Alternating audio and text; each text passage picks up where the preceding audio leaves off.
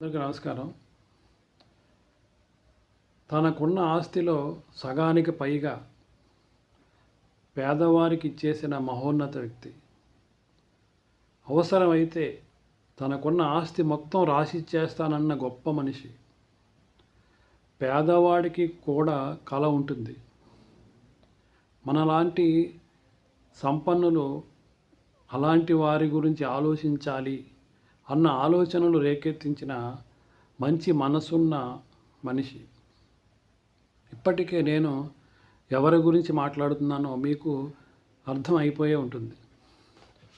ఆయనే the one and only legend Ratan Tata గారు. అలాంటి ఆలోచనలతోటే ప్రస్తుత తరంలో ఒకరున్నారు. వీడు ప్రాణాలతో ఉంటే ఎక్కడ ఉన్నా రాజేరా అన్న డైలాగు బాహుబలి సినిమాలో ఉంటుంది. ఆ డైలాగ్ ఖచ్చితంగా రెబల్ స్టార్ ప్రభాస్కు ఖచ్చితంగా సూట్ అవుతుంది. ఎందుకు ఈ మాట అంటున్నానంటే, పహల్గామ్ దాడి తర్వాత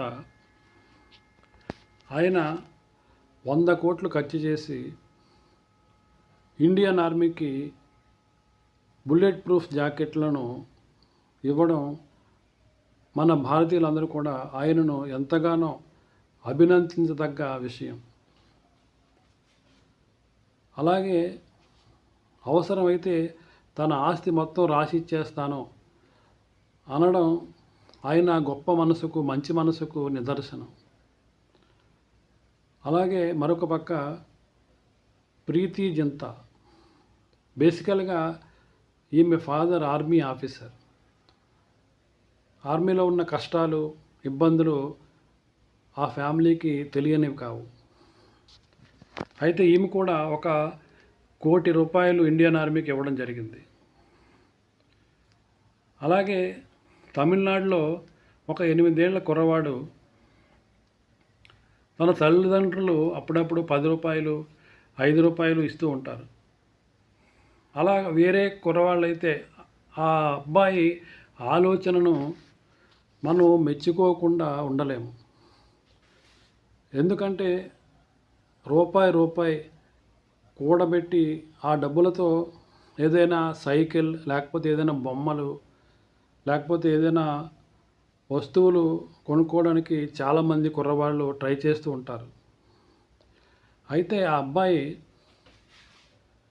తను దాచుకున్న డబ్బులు అన్నీ కూడా ఇండియన్ ఆర్మీకి ఇస్తాను అని చెప్పడం, అంత చిన్న వయసులో అంత గొప్ప ఆలోచన ఎలా వచ్చింది అని చుట్టుపక్కల వాళ్ళు, ఇంకా ఆ అబ్బాయి తల్లిదండ్రులు ఆశ్చర్యపోవడం వారి వంతయింది.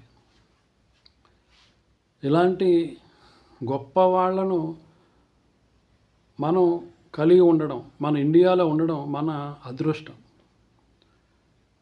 ఎందుకంటే చాలామంది డబ్బులు సంపాదిస్తూ ఉంటారు, ఎంతో ఆస్తుపాస్తులు ఉంటాయి. కానీ ఎదుటివారికి ఇవ్వాలి, కష్టంలో ఉన్నప్పుడు ఆదుకోవాలి అన్న ఆలోచన రావడం ఎంతగానో వారిని అభినందించదగ్గ విషయం. ఇలాంటి సంఘటనలు జరిగినప్పుడు, పెద్ద డిజాస్టర్స్ జరిగినప్పుడు చాలామంది స్పందిస్తూ ఉంటారు. అయితే ఇలా చెప్పుకుంటూ పోతే చాలామంది మనకు తెలిసిన వాళ్ళ గురించి ఎంతైనా కొంత మాట్లాడుకోవడం అన్నది మనందరూ కూడా చేయవలసిన పని. ఎందుకంటే వీళ్ళు ఇచ్చారు, దాని గురించే గొప్పగా చెప్తున్నాము అనుకోవడానికి లేదు. ఎందుకంటే ఈ ఫ్లడ్స్ తర్వాత ఏదైనా భూకంపాలు ఇలాంటివి వచ్చినప్పుడు చాలామంది సహాయం చేస్తూ ఉంటారు.